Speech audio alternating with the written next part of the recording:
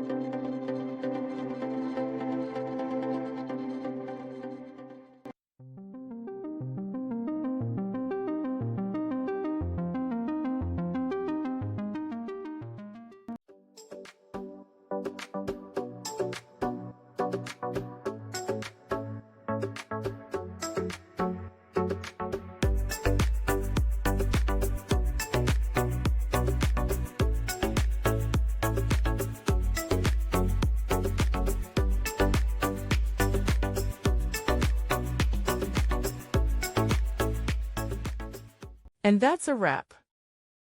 I hope you found the answer you were looking for. If you did, take a second to hit that subscribe button. It really helps out. And let me know in the comments which solution worked best for you. See you next time in the debug zone.